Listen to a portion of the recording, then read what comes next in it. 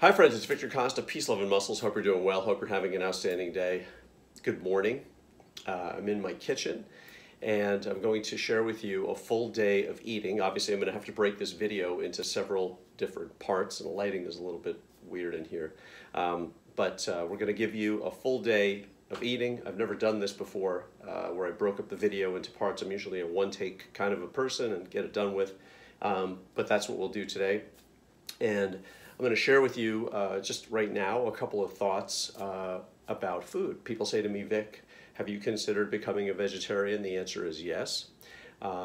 Somebody else said to me recently, how can you say peace, love, and muscles if you're not a vegetarian? Because you're sort of, it's incongruent with your vibration to say peace and to say one thing and to act in a different way. I will tell you guys that it is something I haven't thought a lot about, but I am thinking about it more recently because it's coming more into my consciousness. You know, you can't fault people in general for not being something when it's not something they ponder, they think about, it's part of their lifestyle. But once it comes into your own consciousness through some way, shape, or form, you start to consider it a little bit more. I'm friends with a guy on the internet who is a fashion designer. His name is John Bartlett. He's an animal activist, and he and I are friends. So I see his posts. It's becoming more a part of my consciousness. I've actually written a poem about the topic itself called The Slaughterhouse. It's about a man who's a veteran at the slaughterhouse, and he tells the young guys how to survive in that job, because it is a very, very challenging job, both emotionally, physically. I've been hearing lots of very, very strange statistics about the sort of the way that certain people who work in professions like that process violence and express violence. So if this is something that, you know, guys, in 100 years from now, I don't think any of us are going to be eating that meat. I mean, that's my opinion. It seems to be headed that way. If we can make less of an imprint on the world, great. If we can stop suffering, great. I want to tell you that I'm aware of these things. I'm not tuned out to these things. It's something that I haven't done yet. Maybe it's a fault of mine, and maybe not. I'm still in the consideration mode, so is my family, and I'm letting you know that I am aware of this and awake to this, okay? So that's that topic. And I also feel very strongly about food in general. I have a very strong appreciation for food. I believe that the food treats me that way because of how I feel about not only food, but where it comes from, which is this whole place, right? I didn't produce any of this food. This food mysteriously and magically comes to us, to me. It's in the supermarket, it's in on the shelves, it's there all for my taking and my enjoyment and to sustain me. And then I get the added pleasure of utilizing it to convert this into whatever I feel like. And there has to be this relationship, I think, with food that is healthy and respectful, which is why I don't eat tons and tons and tons of food, because I have two things. There's two things going on. There's a respect for myself, and there's also respect for the amount of imprint that I want to make on this planet. I don't want to take much more than I really, really need. I hope that makes some sense. Probably makes some sense to you guys, because this is a smart bunch, smart cookies. Time for a flexation. All right, peace, love, and muscles, peace, love, and muscles. What really disturbs me is when I'm watching one of my own videos and then a commercial pops on and it says like the 10 worst foods that you could possibly eat, and this shows up. I never understood that. Believe me, if you have any kind of a health issue, a health problem, you're overweight, whatever, this wasn't the cause of your problem. I can promise you that. This wasn't your cause. Almonds weren't the cause. Somebody said to me the other day, Vic, don't you know that almonds decrease testosterone level? I'm going to be sharing with you guys my testosterone level. By the way, I don't take anything. I don't take supplements. I don't take vitamins. I don't take steroids. I don't take TRT. I don't take HGH. I don't take anything that would mess with what I think is already a well-working machine.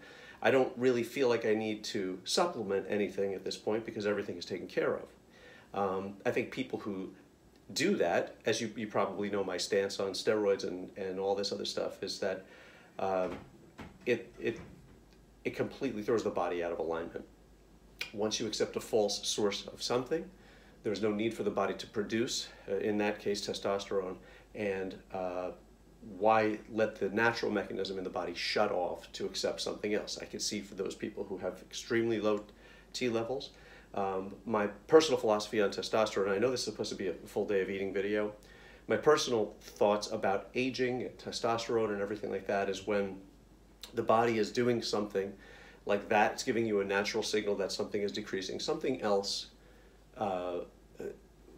it inflates, so to speak. So you rely on different things. I always say that a lever was not invented by a 25-year-old bodybuilder, right? A lever was invented by somebody who had some wisdom and understood the concept of leverage because they could no longer do this. So I believe that letting the body take its natural course has tremendous benefits, both emotionally, spiritually, and also for the entire world mind, what the Greeks used to call the nous. So we can't all be 25-year-old bodybuilder bodies and let this world progress. It needs different types, it needs different thoughts. If we don't age and we don't rely on those things, we tend to not advance in some ways, and there's a sense of arrested development. I don't want to remain a kid for the rest of my life. Although that was fun, a little bit, to feel indestructible, to feel virile, to feel all that stuff. It doesn't have to remain till I'm 90 years old. I don't think so. Not on my particular trajectory. So it's another soapbox kind of thing. Peace, love, and muscles for that to myself. Okay, and then almonds. I eat the 365 almonds. These are from Whole Foods. I love these. I usually get the bigger bag. This bag I think was $6.99, but I grab a handful of almonds. As you know, a handful of almonds is about 22 to 23 almonds. That would be depending upon the size of your hand. I'm an average size individual, so that's what I'm going to get. So I would suggest that you reach in there, grab a handful. If there's any shooting out from the side, put them back in the bag, and it will be close to a serving for you. Okay, and then I have, excuse me, 2 of these, okay? 2 packets of oatmeal. These are the 365 organic instant oatmeal, oats, and flax. I get these at Whole Foods too. This box is about $3.69, $3.99 depending. There's 8 packets in here, so my breakfast is about, what, 55 cents or so? Between 50 and 55 cents, sometimes 45 cents, depending if it's on sale, that kind of thing. So that, the banana, the almonds, that's the breakfast. And of course I like Starbucks, which probably, which costs more than the entire rest of the breakfast, but it's something that I enjoy. I'm Italiano, Yeah, people always say, Costa, are you Portuguese or, excuse me, Brazilian or South American? No, we did the 23andMe.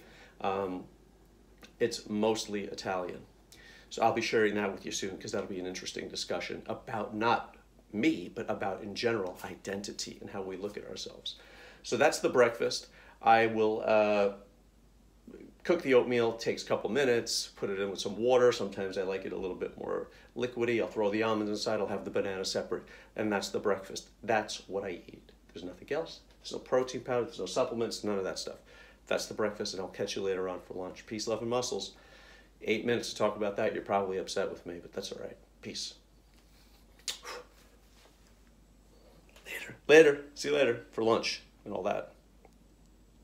Hi friends, Victor Costa, Peace, Love, and Muscles. This is lunch. So I'm at my favorite restaurant, Dig In, D-I-G-I-N-N, locations throughout Manhattan, as well as Boston, hopefully going all over the United States. And I'll share with you my beautiful lunch that is prepared with a lot of culinary skills because it tastes delicious, much better than anything that I would prepare at home, and it has all the components of things that I would love to eat in a meal. So I have a farro, which is my grain. The farro is mixed with celery. I have cauliflower, which also has some nice capers and raisins intermixed. I've got a tabbouleh salad. You probably can't see it, but it's underneath the chicken, which has parsley and quinoa and some hot peppers. I absolutely love it. And then I've got an avocado, of course, and I mentioned my cauliflower. And this is a double serving of chicken. Don't get too excited that this is one serving. This is a double serving. You have to ask for it. But these guys know how to procure the food. They find only the best suppliers.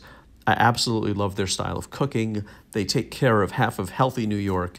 I'm not paid by them. I'm not endorsed by them. I just love them, and I've been with them since the beginning, and I'm very grateful that they are a part of my life. All the people that work very hard there to cook this food, serve this food. Make sure when you go in to dig in that you, or any restaurant for that matter, that you treat the people who work there with respect. They always say to me, thank you very much for looking at me in the eye. Thank you very much for treating me with respect. So I don't know what that means, guys, in terms of how people are being treated generally, if somebody notices that. But the person who's preparing your food is giving you something that is extremely valuable. Make that exchange a valuable exchange. That food is going into your body. You want to present it to you with good wishes and delight on both sides of that counter, okay? It encourages the people behind the counter, and it also helps you metabolize this food in a loving way and in the right way for your body. So thank you very much. Dig in, and we will get on to dinner. Okay, guys? Peace. Hey guys, Victor Costa, Peace, Love, and Muscles. Hope you're doing well working on the upper pecs. People have told me, "You got Vic, hey Vic, you're lame, you got no upper pecs." Well, I'm working on it. Whatever. And I'm about to have my dinner and had a great workout tonight, fed the fish, and here, I'll show you my fish. His name is Fishly.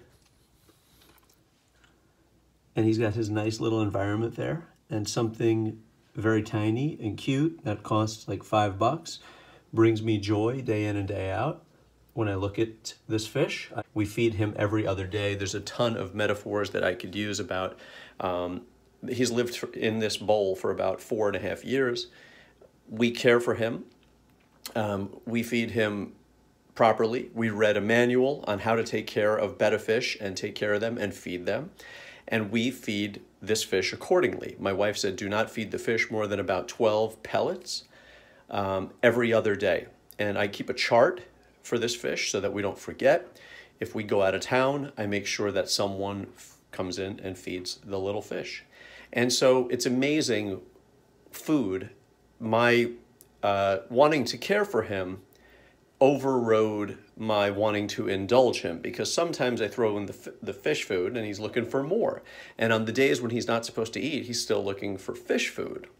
And because I was able to restrict his diet, he has lived much longer than most fish, and most fish in people's care that are of this kind.